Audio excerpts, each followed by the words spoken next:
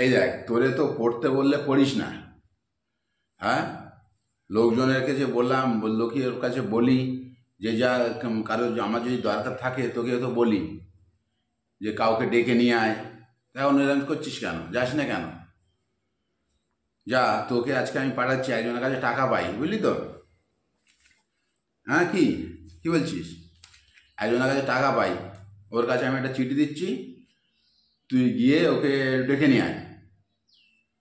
ডেকে নিয়ে আয় মানে তুই ওর কাছে গিয়ে চিঠিটা দিবি, দিলি ও লোক আমার কাছে আসবে, বুঝলি তো? কি বল? আর যদি না আসিস তোর কিন্তু খাওয়া দেবো না আজকে, আমি বলে দিলাম। তুই আজকে আসবি, ও ডেকে নিয়ে তবে আমি তোকে খাওয়া দেবো। যা, এই না, এই চিঠিটা দিচ্ছি, যা, তোর পায়ে বাঁধে দিচ্ছি, এই পায়ে। দাঁড়া, বদমাশি করবি না। গলায় দেবো? আচ্ছা, গলায় দিচ্ছি, দাঁড়া, গলায় দিচ্ছি, জানা। যা, এই তো চিঠিটা দিচ্ছি। হ্যাঁ, এই যা, এই চিঠিটা দিলাম তোর গলায়, তুই একে দিয়ে দিবি। যা, যা তাহলে।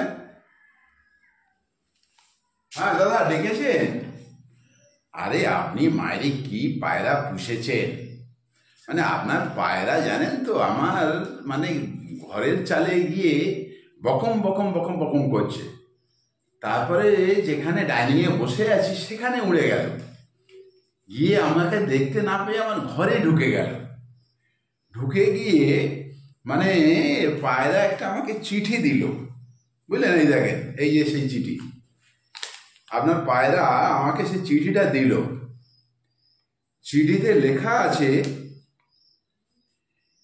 যে দাদা, আপনার কাছে অনেক দিন হয়ে গেল, আপনার কাছে দেখা পাচ্ছি না, মানে আপনাকে যে টাকাটা আমি দিয়েছি টাকাটা কবে দেবেন, আর যদি না দেন তাহলে একদিন এসে দেখা করে যান, টাকা আর ফেরত দিতে হবে না।